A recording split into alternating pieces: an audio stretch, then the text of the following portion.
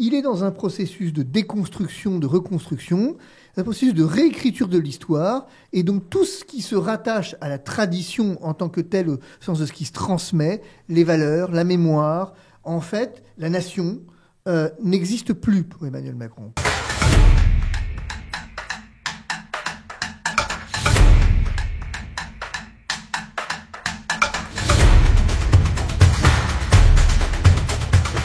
Bonjour à tous et bienvenue dans cette nouvelle vidéo d'objection à retrouver sur la chaîne Droit de Parole. Je vous rappelle que vous pouvez bien sûr liker ou commenter cette vidéo et pensez à vous abonner à notre chaîne. Emmanuel Macron ne cache plus ses ambitions. En déplacement à la Grande Loge de France, il a affirmé: la France n'est plus la fille aînée de l'Église, mais la fille naturelle de la République. Dans le même temps, l'Europe connaît une vague nationaliste chrétienne, Roumanie, Allemagne, Royaume-Uni. Et si le vent était en train de tourner, l'Europe blanche chrétienne est-elle l'avenir ou un fantasme réactionnaire? On va en débattre ce soir en compagnie de mes invités. Maître Fabrice Divisio, bonjour. Bienvenue sur ce plateau. Bienvenue également au père Michel Viau, qu'on ne présente plus. On va rappeler d'ailleurs le titre de votre livre, mon père, Les papes et la France. C'est aux éditions Via Romana. Et puis on accueille Jean-Michel Vernochet pour la première fois autour de cette table. Bonjour et bienvenue. Bonjour à vous tous et j'en suis ravi. Eh bien écoutez, on est ravis également de vous accueillir, auteur et journaliste, notamment pour Géopolitique Profonde, partenaire d'ailleurs de notre chaîne. Alors on va évidemment commencer cette vidéo en parlant de notre président Emmanuel Macron, président peut-être franc-maçon. En tous les cas, le président de la République s'est déplacé à la Grande Loge de France. La France n'est plus la fille aînée de l'Église, ce sont ses mots, mais la fille naturelle de la République. Alors faut-il y voir un simple message laïque ou une rupture idéologique avec notre héritage chrétien, maître? Je ne sais pas si, en fait, commenter Emmanuel Macron est vraiment une tâche utile, pour faire simple. C'est-à-dire qu'en fait, néanmoins, si on devait aller un tout petit peu plus loin, ce qu'on dirait, c'est que Emmanuel Macron, clairement, assume la rupture. Je pense que y a pas, au moins les choses sont dites maintenant. La rupture avec l'Église ? La rupture avec la France, tout court, en fait. Avec la France et son histoire. Il est dans un processus de déconstruction, de reconstruction, un processus de réécriture de l'histoire, et donc tout ce qui se rattache à la tradition en tant que telle, au sens de ce qui se transmet, les valeurs, la mémoire, en fait, la nation, n'existe plus pour Emmanuel Macron. Pour Emmanuel Macron, en fait, vous avez affaire à un mondialiste, et l'histoire n'a pas de prix. C'est tout, fin de l'histoire. Il vient de démontrer quelque part ce qu'on savait tous déjà, c'est-à-dire que fondamentalement, il est dangereux. C'est tout. Emmanuel Macron vient de démontrer puissamment ce que tout le monde sait depuis maintenant le temps qu'on se le tape, c'est qu'en fait, il est dangereux et il vient clairement de le manifester.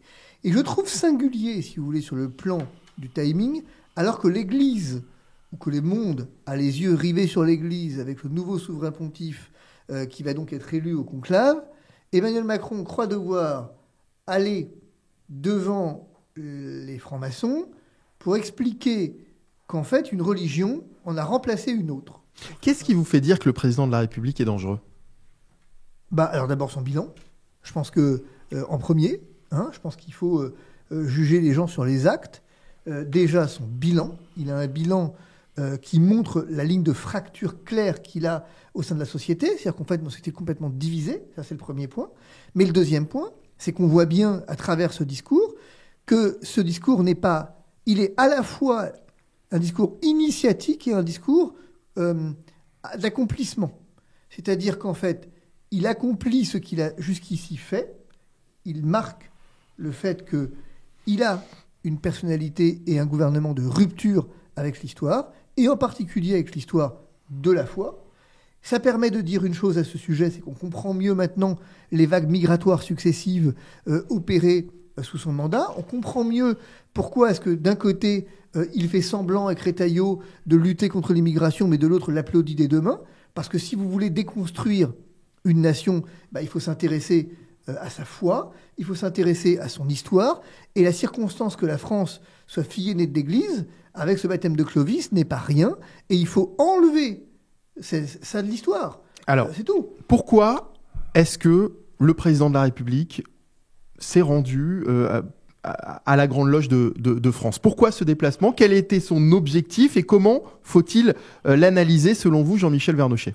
Écoutez, je vais être brutal. Monsieur Macron mange à tous les râteliers. Il n'est pas allé à la Grande Loge nationale, la GNL française. Pardonnez-moi, je bafouille, mais c'est classique. Il est allé à la Grande Loge, qui est un peu plus chic, qui est intermédiaire avec le Grand Orient. Il n'est pas allé faire acte d'allégeance, il est arrivé au fond un peu comme le patron. Le patron. Mais le patron de quoi? De la Grande Loge de France, officielle. Tout son discours est un discours maçonnique, mais laïque, on peut dire. C'est-à-dire, c'est donc il y est allé comme un fidèle, finalement. Un frère sans tablier. Il y est allé comme un fidèle. C'est un... Père Michel Viaud, vous êtes un ancien franc-maçon, hein, oui, vous-même. Justement. Voilà, donc c'est pour ça que je voulais terminer. Je voulais justement vous donner. À avoir été franc-maçon de 1968 à 2000. Et j'ai été successivement... Parce que, de 1968 à 2000? Oui, absolument. D'accord. Oui, j'ai donné ma démission en 2000. Donc je sais de quoi je parle parce que j'étais à la Grande Loge de France. Pourquoi est-ce que vous avez quitté la Grande Loge de France en 2000? Pour quelle raison? Non, j'ai quitté la Grande Loge nationale française, parce que j'étais d'abord entré à la Grande Loge de France, qui était l'obédience de mon père. Donc, vous savez, à cette époque-là, en 68, on se posait pas de questions, on allait dans la loge de son parrain, et puis c'est tout. Mon père aurait mal pris que j'aille ailleurs que dans sa propre loge. Bon, par conséquent, je suis allé chez mon père, mais j'ai vite vu qu'il y avait quand même un problème au sein de la franc-maçonnerie, et ce n'est pas pour rien, effectivement. Cher monsieur, vous avez souligné le fait qu'il soit allé à la Grande Loge de France, parce que la Grande Loge de France est assise entre deux chaises, et c'est bien ce que je lui ai reproché. Elle offre l'avantage de recevoir aussi les gens du Grand Orient. Donc en allant à la Grande Loge de France, on parle aux gens du Grand Orient, c'est-à-dire à la franc-maçonnerie moderne, qui a coupé tous les ponts avec la tradition. Mais mon père, pour qu'on comprenne bien, vous êtes un ancien franc-maçon, vous avez quitté la franc-maçonnerie en 2000, c'est ce que vous me dites. Les deux... Enfin, la franc-maçonnerie était compatible avec la prêtrise? Non, j'étais protestant et j'étais évêque protestant, évêque luthérien. Et il y a eu beaucoup d'évêques anglicans ou luthériens qui étaient francs-maçons. Parce que à ce moment-là, vous étiez protestant? Oui, voilà, parce que dans la franc-maçonnerie anglo-saxonne, la première des choses qu'on vous demande, c'est de croire en Dieu et en sa volonté révélée. Et si vous ne croyez pas en Dieu et en sa volonté révélée, vous ne pouvez pas entrer en maçonnerie. Bon. Donc il y a un lien entre foi, entre croyance en tous les cas, parce que entre foi et franc-maçonnerie, parce que ça c'est une question. Hein. C'est un peu plus compliqué que ça. Tandis qu'en France, c'est la grande loge nationale. On ne peut pas être athée et franc-maçon. Non, ce n'est pas possible. Pas à la Grande Loge nationale française. Voilà. Oui, c'est ça. Mais on peut très bien. La Grande Loge nationale. La Grande Loge nationale française, et c'est pour cette raison que, voyant qu'il y avait vraiment aucune possibilité de rassembler les spiritualistes et ceux qui appartenaient vraiment à la maçonnerie universelle, parce que vous savez, au fond, cette Grande Loge de France, comme le Grand Orient, ce sont des maçons autoproclamés, en ce sens que s'ils vont dans un temple maçonnique en Angleterre, en Australie, aux États-Unis, on les mettra gentiment à la porte. Peut-être qu'on leur offrira un verre de whisky au bar, mais ils n'entreront pas dans le temple. Après, c'est tout. Bon, donc en allant à la Grande Loge de France, Monsieur Macron, ça m'a frappé, il a presque cité une phrase de celui qui était un ami, le docteur Pierre Simon, qui était grand maître de la Grande Loge de France, mais avec qui je n'étais absolument pas d'accord. Mais je vais vous citer quand même cette phrase, parce que elle résume tout, et l'histoire aussi de la fin de vie. Il a félicité les francs-maçons de porter, ouvrez les guillemets, cette ambition de faire de l'homme la mesure du monde, le libre acteur de sa vie, de la naissance à la mort. Eh bien, voyez-vous, ceci est un discours qu'on connaît bien, de la franc-maçonnerie irrégulière, qui est coupée de toute la tradition maçonnique qui remonte au XVIIIe siècle, et qui est absolument contraire à l'idéal maçonnique tel qu'il a été proclamé quand il s'est constitué au début du XVIIIe siècle. Ceci est typique de la franc-maçonnerie moderne, l'homme à la mesure de tout, vous comprenez ? C'est l'homme qui remplace Dieu. Donc comment est-ce qu'il faut décrypter ce discours, mon père ? C'est-à-dire qu'il s'est aligné, il a dit aux francs-maçons de la Grande Loge de France et à ceux du Grand Orient ce qu'ils voulaient entendre, tout simplement. Tout simplement. Et voilà, et il a cautionné. Donc, prenez le livre de Pierre Simon, De la vie avant toute chose, c'est un titre qui dit bien ce qu'il veut dire, mais de la vie avant toute chose, sous la domination de l'homme, et c'est un humanisme sans Dieu. Et c'est la raison pour laquelle l'Église catholique a condamné la franc-maçonnerie à la soupe. En 1738, c'est obscur. Mais dès 1751, avec la bulle Providas, et puis par la suite, surtout en 1884, avec Léon XIII, n'est-ce pas, Humanum Genus, qui voit très bien, au fond, cet humanisme sans Dieu, qui fait ses ravages avec ce laïcisme anti-chrétien et il condamne. Alors, dans les pays protestants, comme cette maçonnerie n'avait pas cours, donc forcément, il n'y avait pas de problème avec l'Église. Le président de la République, Emmanuel Macron, selon vous, il est franc-maçon ? Non, mais alors, je vous réponds très clairement. Il n'y a aucun président de la Ve République qui a été franc-maçon. Aucun. Donc Emmanuel Macron ne l'est pas. Il ne l'est absolument pas. C'est un maçon sans tablier. Oui, mais ça, vous savez... Alors qu'est-ce que ça veut dire, ça ? Non, parce que pour que les gens qui regardent cette vidéo comprennent, qu'est-ce que ça veut dire ? Ça veut rien dire. Jean-Michel Vernochet, qu'est-ce que ça veut dire ? Oui, enfin... Ça veut dire qu'il en a toute l'idéologie, tous les comportements, les réflexes, il joue, les orientations, mais qu'il n'est pas lui-même membre de la fraternité. Il se le revendique pas, en tous les cas. Il fait comme Herriot. Il se le revendique pas. Mais Herriot, il n'était pas maçon et tout le monde le croit, n'est-ce pas ? Vous comprenez ? Bon, voilà. Et puis, Maître Division. Il tient des propos ambigus. Regardez la pyramide du Louvre avec en vos grades et qualités. Enfin bon, voilà. Mais alors seulement, voyez-vous, il y a quand même un truc qui, moi, alors, en tant que maçon, m'a quand même choqué. C'est la photo que j'ai vue du président dans le grand temple de la rue Puteaux, que je connais bien. J'y ai présidé beaucoup de cérémonies, des tenues blanches fermées. D'ailleurs, le fait que ce soit une tenue blanche fermée montre bien que l'orateur n'est pas maçon. Ah oui, il est le seul. C'est le seul non-maçon de l'Assemblée. Donc, si ça avait été un maçon, ce ne serait pas une tenue blanche fermée. Là, c'est une tenue blanche fermée. Or, il parlait d'un pupitre qui est l'endroit très exactement où parle le grand maître. Alors que moi, j'ai fait venir des gens, dont certains sont devenus présidents de la République, et qui ont parlé à la place de l'orateur, c'est-à-dire sur le côté, très modestement, comme tous les autres frères. Lui, il parle à la place du grand maître. Maître Divisio, aucun président de la Ve République n'était franc-maçon ? Ça, c'est un secret de polichinelle, non. D'aucuns ont laissé entendre qu'ils pouvaient l'être, à travers des signes, à travers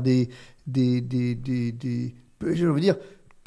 ils ont entendu brouiller un peu les pistes à ce sujet, mais c'est tout en fait. Mais ça ne veut pas dire après qu'ils n'obéissaient pas à une idéologie. Qu'il n'y avait pas des liens, qu'il n'y avait pas des relations. Et les liens, ils existent. Ça, c'est pour le coup, c'est notoire. Encore aujourd'hui ? Oh bah oui, bien sûr. Il reçoit les grands maîtres une fois par an. Oui, c'est ça. Voilà. C'est l'usage. De toute façon, le premier lien, c'est le partage d'une vision du monde. Exactement. Et c'est là-dessus que je voulais, moi, insister d'un trait, c'est qu'il faut distinguer déjà un élément que vous avez soulevé tous les deux qui me semble important, c'est que la notion de maçonnerie, de franc-maçonnerie, n'est pas une notion univoque déjà.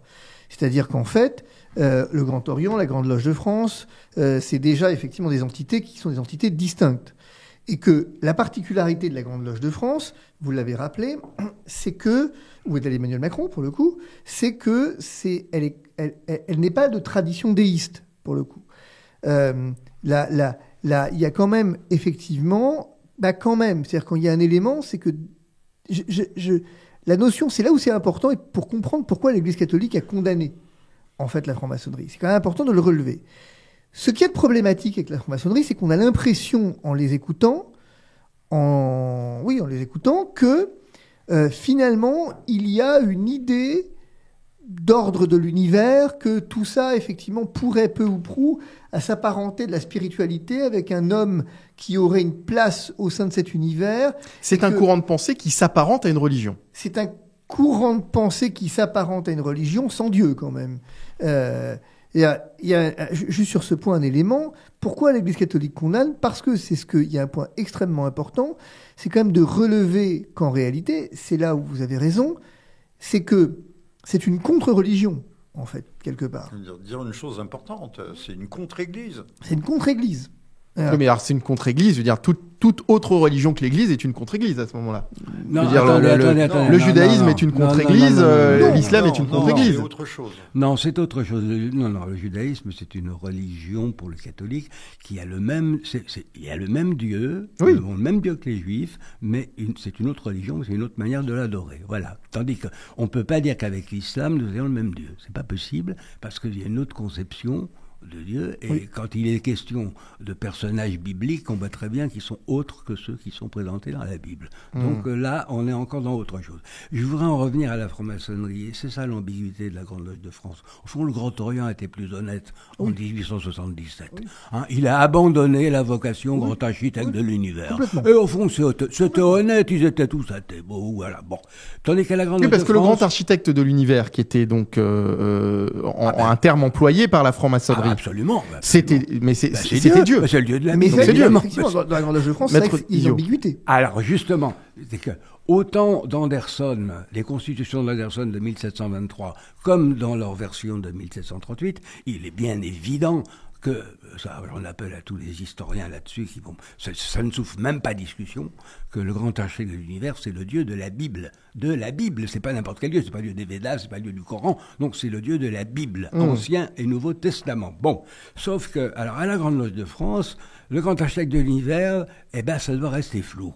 Et si vous voulez le définir et dire par exemple que c'est le Dieu de la Bible, ben on vous fout à la porte. Bon, moi j'ai provoqué cela et c'est pour ça que je suis parti en 1987 parce que justement on refusait de définir le grand architecte. Et pourquoi est-ce que on veut absolument qu'il y ait, on ne veut pas justement qu'il y ait de lien entre la franc-maçonnerie et justement l'Église notamment? Eh bien parce que justement il y a dans cette franc-maçonnerie latine, parce que malheureusement elle a essaimé aussi en Espagne, en Italie, et ça, c'est ce que connaissaient les papes finalement en Italie, c'est la maçonnerie latine, puisque vous savez que ça s'est fait en 2 temps en Italie. Il y a d'abord eu autant les Anglais, puis après la Révolution, il y a eu l'Empire et c'est Bonaparte. Et donc c'est la maçonnerie française qui malheureusement a influencé la maçonnerie italienne. Alors, ce que l'on reproche à la maçonnerie, c'est son syncrétisme. C'est la première des choses. Dans la bulle Providence de 1751,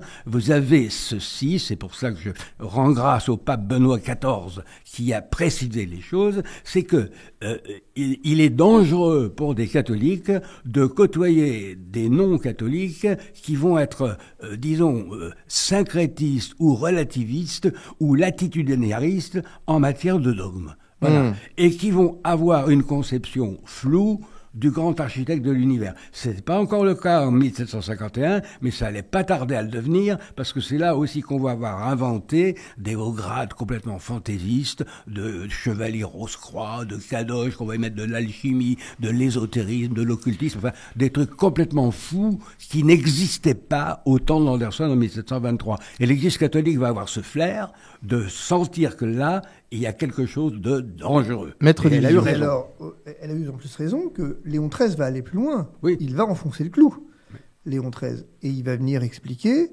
il va reparler de ce syncrétisme, notamment, et il va expliquer que c'est contraire. Parce que si, effectivement, vous avez raison de souligner qu'il y avait cette idée de Dieu au sommet, etc., cette notion de déisme, ce que va dire Léon XIII, dire attention, la vision du monde telle qu'opérée par la franc-maçonnerie n'est pas du tout la vision du monde telle qu'opérée par l'Église, et en particulier avec cet homme au centre tel que le promeut la franc-maçonnerie. Nous sommes dans quelque chose qui est véritablement problématique. Acte 1. Acte 2, ce que va dire Léon XIII, il va venir expliquer qu'au fond, il y a quand même une volonté de la franc-maçonnerie d'être enfin, en tout cas, par les faits, dans l'anticléricalisme. Tout à fait.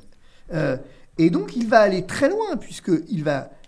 aujourd'hui, il faut quand même... Ça a été rappelé, d'ailleurs, au passage, je rappelle que la position de l'Église n'a pas changé sur ce point. Il faut relire Veritatis Splendor, il faut relire tout ça. Et en fait, le fait est qu'on est dans quelque chose où on a une condamnation unanime, ferme et absolument innégociable. Pour le coup, on ne peut pas être catholique et franc-maçon. C'est c'est en état de péché grave. C'est vrai, mon père. C'est pour ça aussi que vous avez quitté la franc-maçonnerie. Bien entendu, on peut pas être catholique et franc-maçon. Je n'allais pas demander. Est-ce que c'est le cas pour toutes les religions d'ailleurs? Je n'allais pas demander à être ordonné prêtre dans l'Église catholique en étant franc-maçon. Alors j'ai donc démissionné de toutes les loges où j'étais. Et je pense que l'évêque de Blois qui m'a ordonné a dans son coffre c'est l'évêque de France qui va avoir le plus de documents maçonniques officiels revêtus du grand sceau de la Grande Loge, qui sont les originaux des réponses qui m'ont été faites. J'ai tenu à ce qu'il y ait les originaux de l'accusé de réception de ma démission. De la Grande Loge. Ah oui, parce qu'on peut très bien démissionner. Mais je suis encore en vivant. Sachant qu'au moment de Léon On m'a pas XIII, tué parce que j'avais quitté. au moment de Léon XIII, la Grande Loge de France n'existait pas. Non, elle n'existait pas. Non. Donc effectivement, on était sur une condamnation du Grand Orient, si on peut dire ça comme ça. Même si ça change pas grand-chose finalement sur le fond. Vous avez remarqué que c'est un sujet passionnant. À chaque passionne fois, toujours. Qui passionne. En tous les cas, vous avez raison. La nuance est importante. Oui, c'est peut-être pas un sujet. C'est un sujet qui passionne. La date. Et c'est un sujet qui passionne aussi parce que il y a un mystère qui est entretenu et qui est maintenu autour de la franc-maçonnerie. Bon, si on veut savoir les choses, on sait tout ce qu'on peut. Non, mais il y a quand même une chose qu'il faut dire à propos de M. Macron et de la date qu'il a fait. Alors justement, je voudrais qu'on vienne sur le président de la République. Oui, non. Là, écoutez. M. Macron a quand même commencé son principat, on peut appeler ça un principat, comme dans la Rome antique, par le discours des Bernardins, où il voulait réparer le lien abîmé entre l'Église et la République. Bon, et voyez, aujourd'hui, on est sur le conclave, on a l'impression que M. Macron est jaloux que toutes les caméras soient braquées sur Rome, et alors il fait un pied de nez, en fait, aux catholiques, mais c'est bien qu'il faut qu'on comprenne, j'espère que les évêques vont le comprendre, c'est un pied de nez qui vous est fait, il est en train de dire, voilà, moi je suis une sorte de pape de la laïcité, et je vous parle de la Grande Loge de France, avant que vous ayez votre fumée blanche. Alors justement, moi je suis la fumée noire, c'est la fumée noire qui sort, là, justement, Fabrice Divisio parlait de rupture tout à l'heure, avec cette, effectivement, suppression des références religieuses systématiquement de la part du président de la République, la loi sur la fin de vie, on en a parlé, marginalisation des fêtes chrétiennes. On va évidemment revenir sur tout ça. Pendant qu'Emmanuel Macron, donc... Sur la fin de vie, pardonnez-moi, mais il va très très loin et qui Maître montre Divisio. une rupture majeure dans ce qu'il... Il a dit quelque chose qui est peut-être passé inaperçu, mais auquel il faut revenir. Il a dit, en gros, il faut promouvoir le moindre mal. Et bien là, vous avez rien qu'avec ça, vous avez la rupture avec toute la doctrine catholique, et même aristotélicienne d'ailleurs, mais finalement saint Thomas d'Aquin, vous avez toute la doctrine en fait du moindre mal. Il n'y a pas de doctrine du moindre mal. Ça, c'est une déclaration de guerre. Ça, c'est vraiment une déclaration de guerre. C'est une déclaration de guerre parce qu'il y a en morale catholique, il n'y a pas de moindre mal. Il y a le moindre bien mal et est le mal. Toléré. Oui, en politique. Il ne peut être que pour des actes politiques. Alors, pendant qu'Emmanuel Macron entretient cette rupture et assume cette rupture avec l'Église, parce que c'est ce que vous dites, Maître Divisio, c'est une rupture assumé. C'est un projet, c'est un projet du président, c'est-à-dire qui est assumé aujourd'hui. Et ben pendant ce temps, en Europe, plusieurs mouvements conservateurs portés par des catholiques ou orthodoxes prennent le pouvoir en Roumanie, en Allemagne ou au Royaume-Uni. Alors, en Allemagne, c'est pas encore fait. En tous les cas, il y a une forte montée de ces mouvements-là. Oui, voilà, prévu pour il y a une forte montée de ces mouvements-là. Alors, est-ce le retour de l'Europe chrétienne par justement ces droites dites dures, selon vous, Jean-Michel Vernochet ? C'est pas certain. Je pense que ces droites que vous évoquez, on vient de voir, on voit le cas avec la Roumanie. C'est plutôt, ce sont des Trumpistes. Alors bien sûr, ils sont pour un retour à une plus saine conception du monde et du réel. Ils sont contre la guerre en Ukraine, ils sont donc au bord de la mer Noire et plutôt favorables à la Fédération de Russie. Quant à l'AFD est quand même dirigée par une dame dont j'ai oublié le nom, qui habite en Suisse, qui est elle-même homosexuelle. On est loin quand même de l'épistémée chrétienne. Je dis chrétienne parce que je comprends aussi les luthériens dans le lot de l'épistémée classique. On en est loin. Je voudrais dire que cette grande rupture, mais il y a une rupture civilisationnelle qui court derrière tout cela. C'est celle entre l'athéisme l'athéisme, forme moderne, évoluée, acceptée du matérialisme. Et on parle du matérialisme ancien. Depuis tout à l'heure, quand on dit que l'homme est le maître, la mesure, hein, le maître de l'univers, qui a dit ça? C'était Anaximandre? Non, je ne sais plus. J'ai oublié. Mais Monsieur Macron est résolument héraclitéen. Rien... Tout coule, rien n'est stable, tout est fluide. Comme Monsieur Mélenchon qui nous dit la langue française n'existe pas, il dit la langue dite française. Monsieur Macron autrefois avait parlé de la culture française qui n'existe pas. Ces gens appartiennent à un courant d'idées qui remonte à la surface, qui est vieux de 25 siècles, et qui est je crois que là, il y a un choix civilisationnel à faire entre ces gens qui sont en dehors du monde et qui pensent que le monde est une volonté, une représentation, et au fond un monde tout à fait prométhéen. C'est l'homme qui est auto-engendré.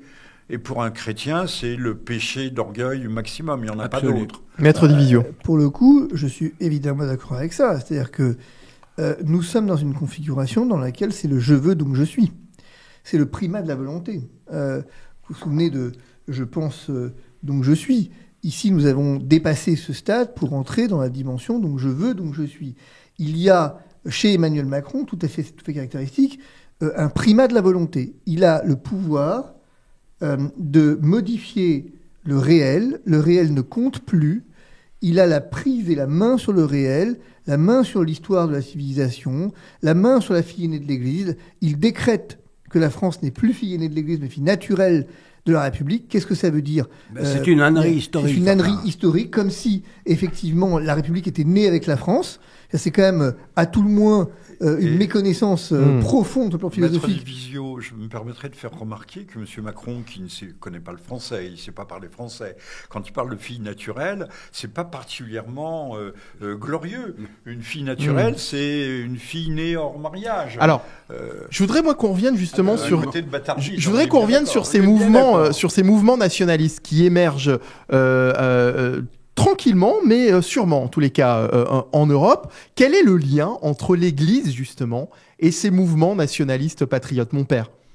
Écoutez, moi, je pense que s'il y a un renouveau, c'est pas par les mouvements nationalistes, c'est d'abord par l'Église.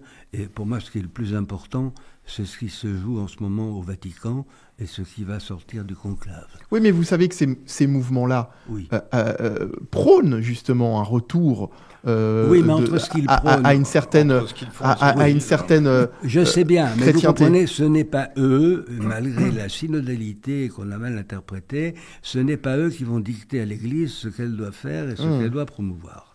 L'Église catholique obéit à des règles très précises et le pape lui-même, il doit y obéir. Le pape ne peut pas faire n'importe quoi. Il faut que les choses soient claires là-dessus. Bon.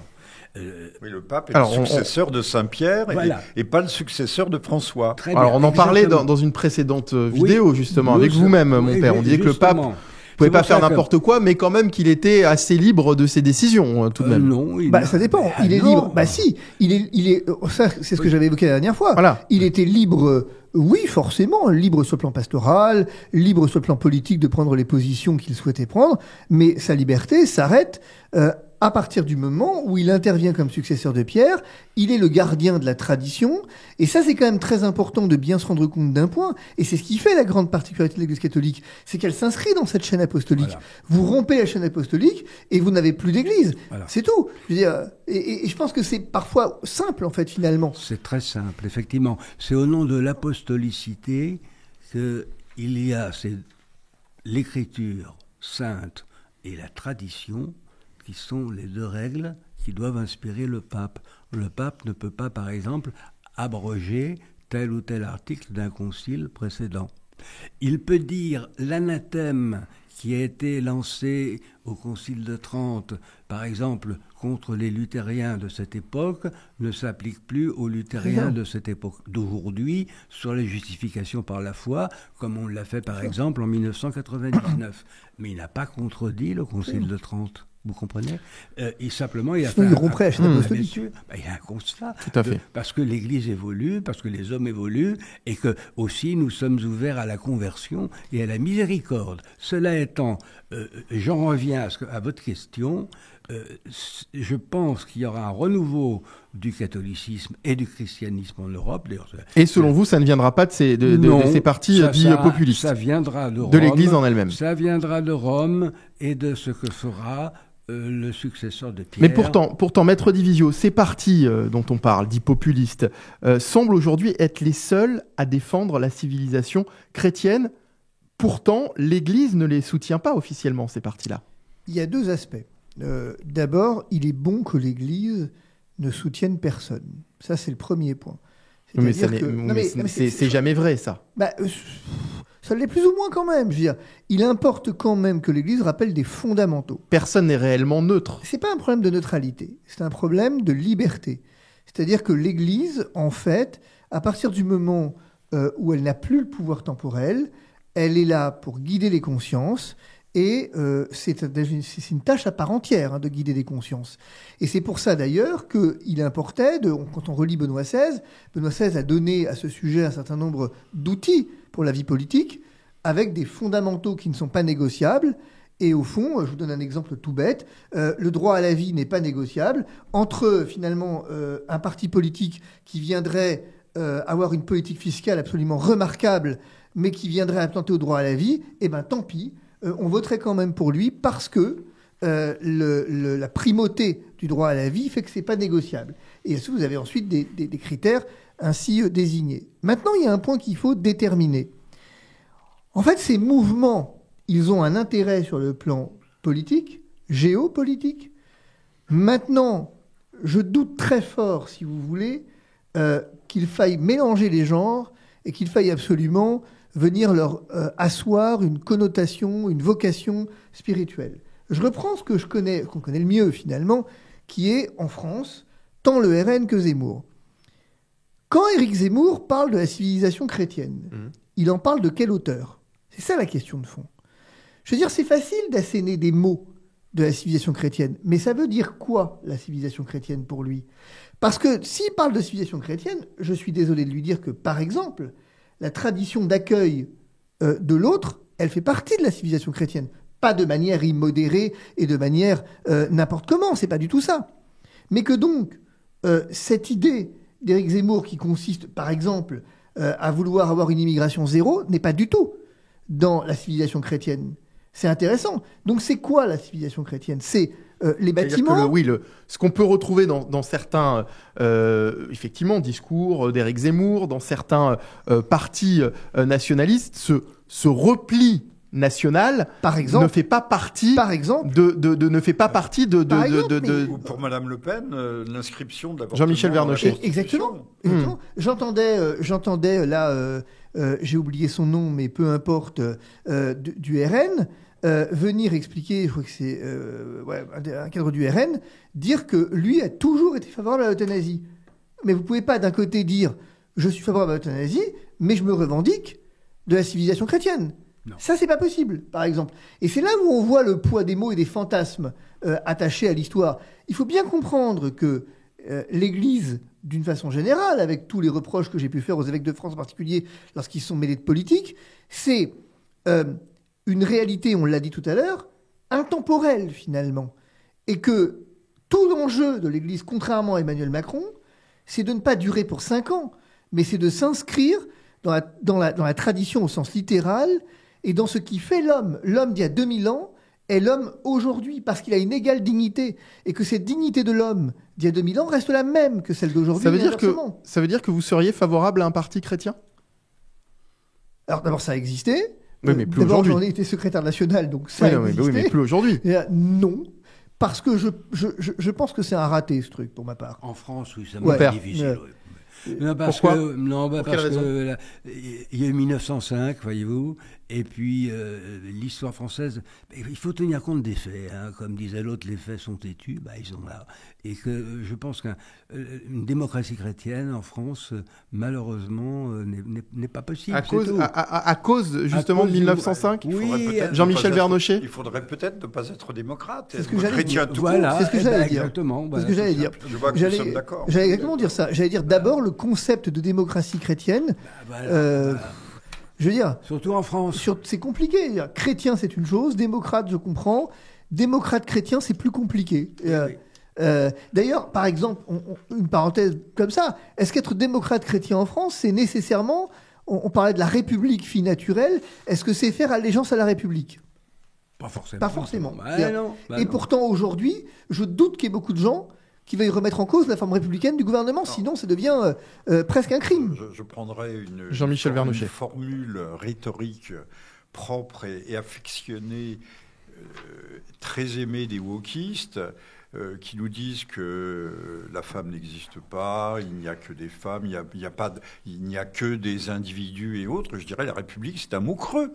Oui, complètement. On l'a dit. La République existe-t-elle ? Qu'est-ce que la République ? Et les valeurs de Madame, les valeurs européennes. Alors parlons-en justement des valeurs européennes. On faisait allusion à ces partis nationalistes. D'une manière générale, l'Europe peut-elle renaître autour et grâce à la foi, grâce à l'identité, ou est-ce que c'est peine perdue, selon vous, mon père Michel Viau ? Écoutez, le problème, c'est toujours le problème des racines. Hein, je regrette. On ne peut pas. Moi, je l'observe pour tout groupe. Un groupe, quel qu'il soit, que ce soit une assemblée spirituelle ou que ce soit un pays, est né dans un certain nombre de conditions. Et on n'échappe jamais aux conditions dans lesquelles on est né. C'est tout. Et que si on veut avancer à l'encontre de ce qui vous a fait grandir, de ce qui vous a nourri, de ce qui vous a fait resplendir, de ce qui vous a fait briller, eh bien, on se détruit. C'est tout. Et par conséquent, il y a des racines chrétiennes de l'Europe, c'est quelque chose de fondamental, et c'est un retour nécessaire, alors qu'il peut se faire pour certains pays qui ont été très marqués, par exemple, par la réforme du XVIe siècle. Oui, c'est pas moi qui vais vous dire le contraire, les luthériens sont des chrétiens. Et si je voyais revenir nos amis scandinaves au luthéranisme confessionnel et traditionnel du XVIe siècle, j'en serais très heureux. Je préférerais qu'ils deviennent catholiques, bien sûr, mais ce serait déjà pas mal, voyez-vous. De même si les anglicans revenaient aux 39 articles de la reine Élisabeth Ier, car je vous rappelle que l'anglicanisme n'est pas né avec Henri VIII et avec son histoire de mariage, parce que ça c'est quand même encore une simplification des choses. Non, l'anglicanisme c'est Élisabeth, la grande Élisabeth première avec les 39 articles. C'était une fille naturelle presque, c'était une bâtarde. Oui. C'était une grande reine. Voilà, et c'est bien pour ça d'ailleurs qu'elle a adopté la réforme, parce que son mariage n'était pas reconnu par l'Église catholique, donc elle n'avait pas le choix. Mais elle a eu l'astuce, ça c'est une chose assez extraordinaire, de faire ces 39 articles qui ont tout de même permis à des chrétiens protestants et d'autres crypto-catholiques à vivre ensemble et arrêter de s'entrégorger. Je vous rappelle que...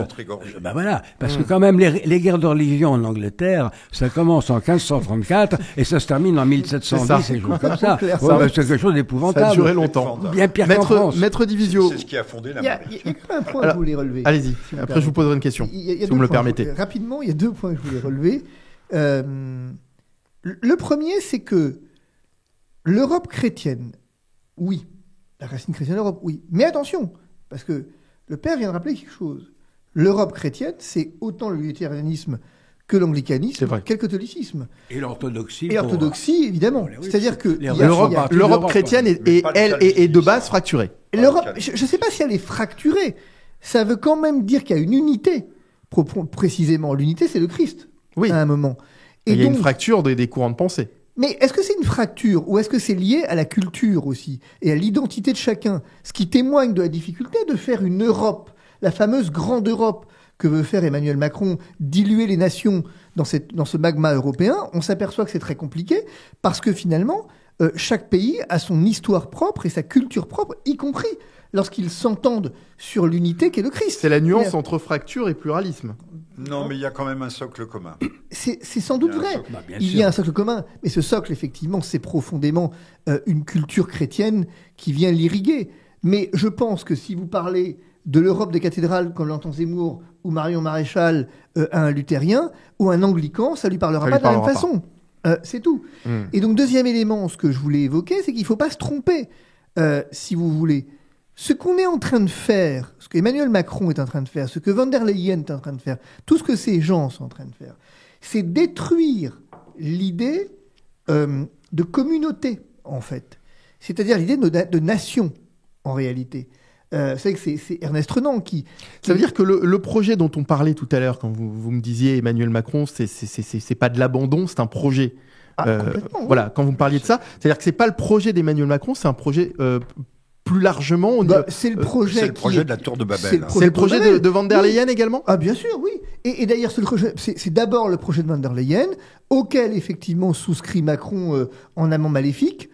J'ai envie de dire, mais vous allez retrouver les mêmes en Allemagne, vous allez retrouver ces européistes qui viennent vous expliquer que, au fond, la nation n'existe pas, que c'est devenu un gros mot à travers un jeu de communication. C'est les mêmes qui vont vous expliquer que l'homme est interchangeable. C'est au fond ce refus de l'identité en tant que telle. Mais ils sont en passe Jean-Michel Vernochet. Ils sont en passe d'y parvenir. On parlait d'immigration tout à l'heure. Il ne s'agit pas des immigrés eux-mêmes, mais d'immigration massive. Dès lors que vous diluez un peuple, on n'a eu plus qu'une mosaïque d'individus. Qu'avez-vous à défendre? La nation en soi n'existe plus. C'est exactement ça. C'est-à-dire que c'est extrêmement intéressant parce que ce que je veux dire à partir de Renan, c'est que Renan, pour faire simple, définissait la nation comme une communauté suffisamment homogène pour vivre ensemble. Donc il y a cette notion d'homogénéité, en fait. Là, on vous parle beaucoup du vivre ensemble. C'est un mot qui revient souvent. Sauf qu'on a oublié la notion d'homogénéité. Et en réalité, ce qu'Emmanuel Macron fait devant les francs-maçons, et c'est là où les francs-maçons sont dangereux, ils sont dangereux parce que, eux, la notion d'homogénéité, elle a complètement disparu, en fait, de leur doctrine, en réalité. Et que... Les francs-maçons sont dangereux aussi, selon vous? Ils sont dangereux parce que ils sont quand même derrière, à travers leur groupe d'influence, à ce qu'ils ont comme influence, en fonction des obédiences, ils sont quand même à l'origine, et en tout cas les promoteurs, d'une nouvelle civilisation. Est-ce que vous êtes d'accord avec ça, mon père, vous, en tant qu'ancien franc-maçon? Est-ce que les francs-maçons sont dangereux? Écoutez, moi je dis qu'actuellement oui.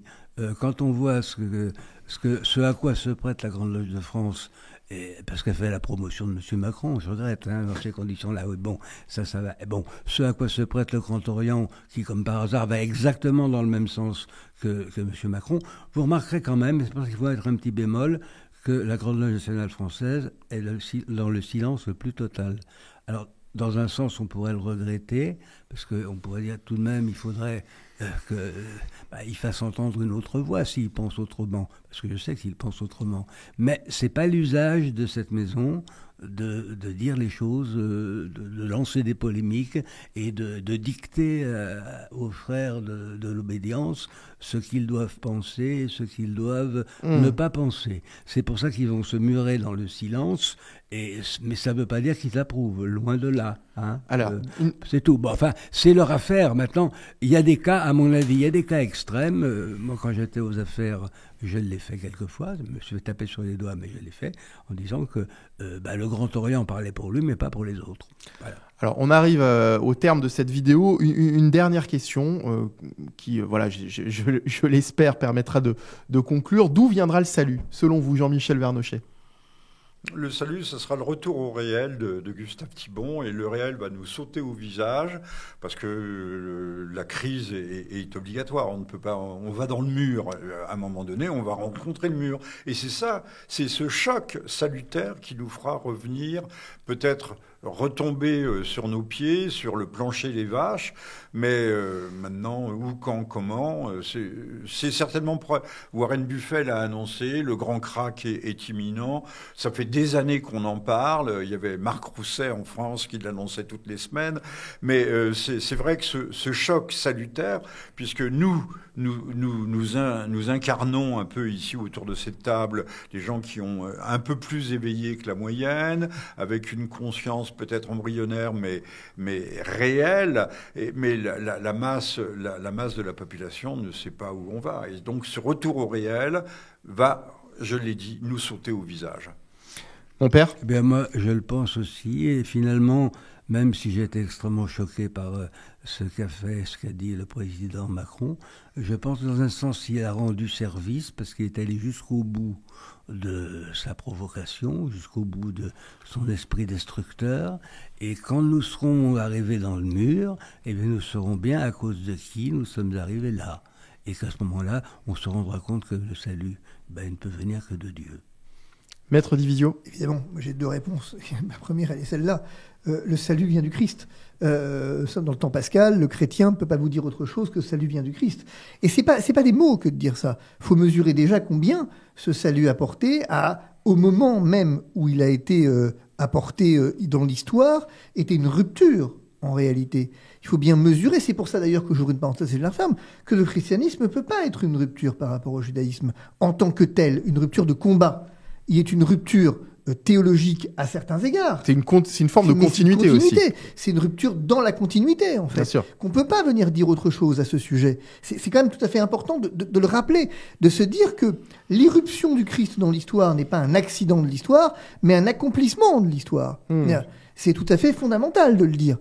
Et deuxième élément, je crois que, et ça va ensemble, et toute la tradition, on parlait de la tradition tout à l'heure, pontificale, ne me dément pas, sur le fait que il y a une nécessité de revenir à la raison, en fait, qui ne se détache pas de la foi, contrairement finalement à une certaine idée qu'on pourrait avoir dans les loges maçonniques. On ne distingue pas cette raison et cette foi qui se répondent l'un l'autre. Et c'est fondamental de le dire, parce que moi je me suis rendu compte, juste pour l'anecdote, je suis tombé sur un truc là, que j'avais fait en 2019, ça apparaît dans une vie antérieure, ce truc, où j'avais donné des cours, j'avais assumé des cours en philo, sur comment Aristote, sur notamment Organon, sur la métaphysique, sur comment est-ce que Aristote et saint Thomas permettaient d'appréhender le réel. Où on avait pris des bouts de discours des différents présidents ou que sais-je, et montré comment on nous manipulait à travers les discours à la lumière d'Aristote et de saint Thomas, et comment est-ce que concrètement, en revenant au bon sens et à la raison, on pouvait décortiquer un peu les choses et voir qu'on se fait enfumer 15 fois par jour dans les discours contemporains. Ouais. Et donc j'ai remis ça à l'ordre du jour, là, parce que je crois que c'est fondamental que les gens comprennent aussi. Comprennent qu'on est dans une société de communication où on se fait enfumer à travers des discours à la con 20 fois par jour et que le réel n'a plus de place et qu'il faut revenir, pour le coup, au réel. C'est ça. Merci beaucoup Fabrice Divisio, merci au père Michel Viau d'avoir été avec nous. Je rappelle une nouvelle fois le titre de votre livre, Les papes et la France, aux éditions Via Romana. Et puis merci Jean-Michel Vernochet pour cette... vous avez fait une très bonne première. Grâce à cette phrase notamment, vous avez dit qu'autour de cette table, on était un peu plus éveillés que la moyenne. J'ai relevé cette phrase. Donc pour ça, je vous remercie. Merci à vous. Nous essayons en tout cas. Auteur, journaliste, votre prochain livre doit sortir bientôt. Pathologie. Anatomo, je vais pas y arriver, hein, on en a parlé juste avant. Pathologie du wokisme. Oui. Et le wokisme, c'est une maladie mentale aussi. C'est une religion, une idéologie. Alors vous me disiez, c'est ça, le wokisme est une religion pour vous? Ah ben oui, c'est une religion. Comme le marxisme l'était. Mais le marxisme a échoué. Donc on espère que le wokisme échouera aussi. Bon, il a déjà échoué. Et alors, ce que vous disiez, Maître Divisio, est extrêmement important parce que la filiation à Aristote, saint Thomas est essentielle. C'est ça notre colonne vertébrale. À partir d'Abélard et surtout d'Occam, on passe dans un autre monde. C'est marrant, juste un mot. C'est très drôle que vous parliez d'Occam parce que j'avais tout à l'heure, dans les causes profondes de la rupture, j'avais en tête la séparation de la forme et la matière de Guillaume d'Occam. Bon, voilà. Bon, moi très bien. Écoutez, vous pourrez en parler une fois que les caméras seront coupées. Merci à tous les trois et on se retrouve très vite pour un nouveau numéro d'Objection, toujours sur la chaîne Droit de Parole. N'oubliez pas de vous abonner, vous pouvez liker et commenter cette vidéo. À très bientôt.